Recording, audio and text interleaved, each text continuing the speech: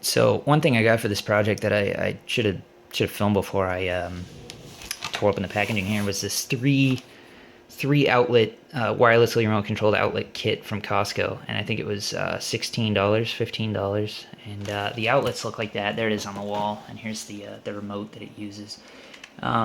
Just buttons 1, 2, and 3. I don't know which number that is, so I'm strong one. So that's number 3. And they just click on and off with this RF remote. It's got great range. This is a 12 volt remote, so it works, I mean, through the entire house. It's got really good range. My initial thought was to take the circuitry that's in that guy and modify it and put one of those 8266 in there instead of the RF receiver circuitry that's in there. But what I realized though is it makes a lot more sense to just use this guy. I open this up. It's really simple momentaries that are super easy to jumper, just like I did with the garage remote, and control these 3 pins. And then I can control 3 of those relays, and I don't even have to touch that circuit. So I know that circuit's safe. It's listed, things like that. I don't have to mess with it. No DC and AC in the same box or anything like that. It's all over the remote, and the range is fantastic. And then I only use one 8266 instead of 3 for each outlet, so I thought that was the way to go. In this case, I used an Arduino also because this has 3 pins. The versions of the 8266 that I have don't have that many input outputs and only has 2 IOs. So I used Arduino to control these 3, and I used the 8266 as a serial transceiver. And I passed the command outlet equals 1, 2, or 3 through Wi-Fi to the 8266, and then that goes through serial to the Arduino, and the Arduino activates the transistor circuits that activate this remote. That whole box, which I'll show in a second, is up in my kitchen on top of our cabinets where you can't see it. Gives it good range, and then it just sits up there full time and can control the outlets. Here in the living room, I did something a little different. This is the remote for our ceiling fan and light up there, and down below it, I put a panel with a little in-wall box that has this circuitry inside it. It's modified. I basically used the circuits from this to control the AC circuit for the fan light. So now that light there is on. Oops, number 1. Oh, I have the switch on. So the switch bypasses the remote, but that's on number 1. So what's cool about that is now. Oh, and that kit came with 2 remotes. If you're wondering, this isn't the remote. I have another remote that I tore apart to put in the controller that I'll show in a second.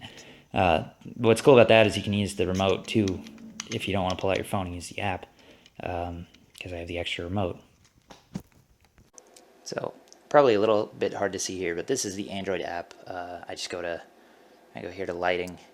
I got the office light. That's my office light right there. That's on this circuit. So I hit that. A little delay, but not too bad for what it is, and that's using that controller that I'll show in just a second.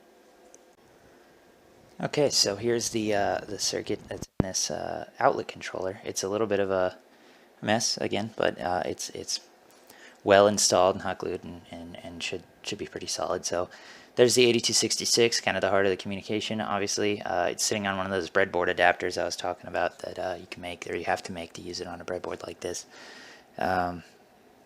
There's power coming in. It's 12 volts because this is 12 volt remote, and then I have a 5 volt voltage regulator over here for the Arduino and the 8266 to run on. This is a breadboard Arduino. It's hard to see, I know. So it's an Atmel chip down there. 3 leads going to 3 transistors here that are going to ground out these 3 switches. This is just the remote board. I took the board out of one of the remotes that came with that outlet kit and put it in here. Jumpered some leads to it to go to a grounding circuit that's transistor controlled. 8266 tells the Arduino which pin, and it grounds out the switch for I think 1.5 seconds, and that's plenty of time for that to control those the radio connected outlets. So I just I box this whole unit up and put it on, plug it into our we have a outlet, just box it up, put it on the kitchen counter or kitchen cabinets, on the top of the kitchen cabinets, and it sits up there and runs my lighting and outlets full time. So I thought I'd show the code for the Arduino, for the ESP8266 just once, just to show how simple it really is. I'm not going to go through it in detail because it's the same as programming any Arduino or the Arduino Wi-Fi board. but that's kind of what I just wanted to show. It uses the 8266 library, and when you do the programming, it's on, you pick the port, and then you do the board is, in my case, it's just a generic ESP8266, and that's really it. It's that easy to program this guy with the right circuit. If you have the serial circuit set up, which is just tons of guides, it's really easy.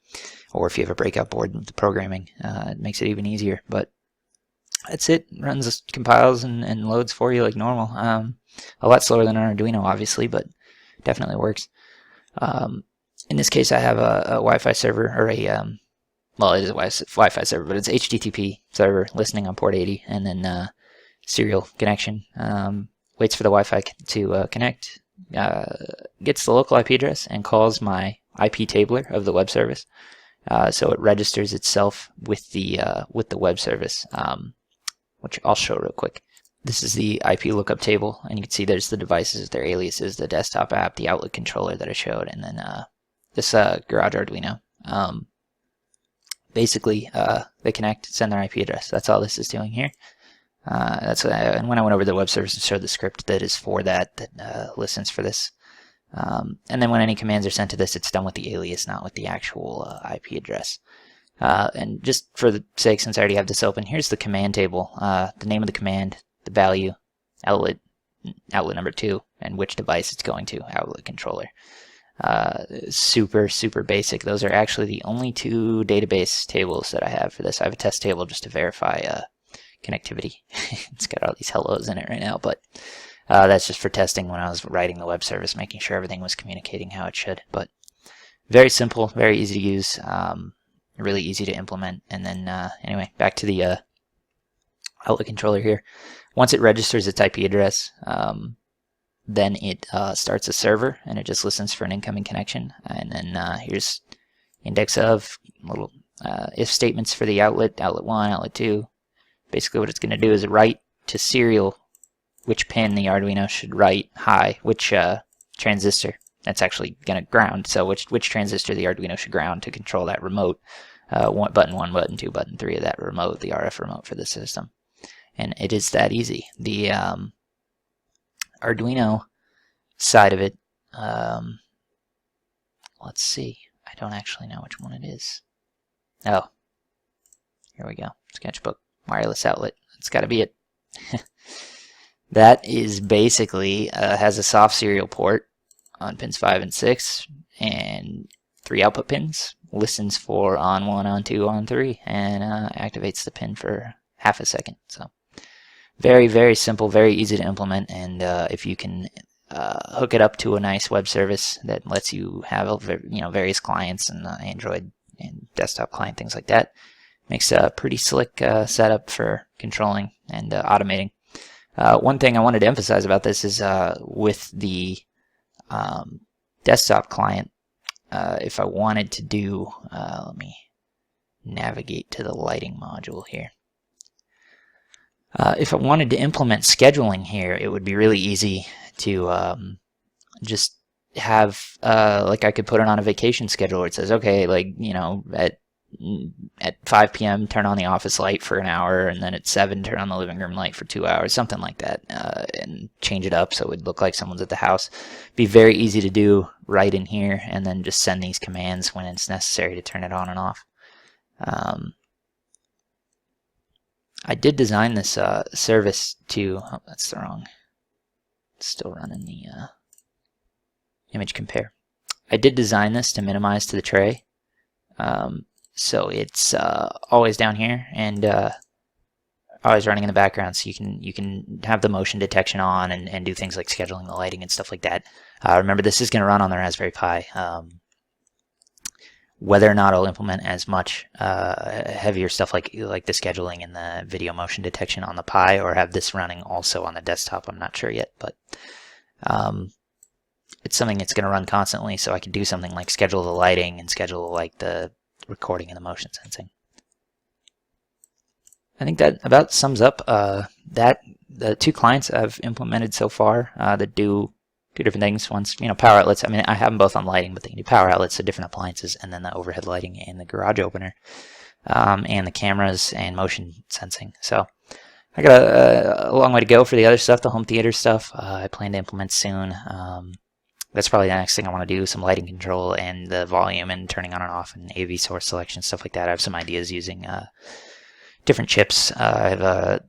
Using a digital potentiometer to change the resistance on the line in for the audio for doing volume and things like that. And then I need to write the Android interface to control it. So I'm going to keep chronicling this stuff, documenting this stuff as I do it. And I hope if you follow along or are interested in the project at all, that you'll keep up and see what else I do with it. So thanks for watching.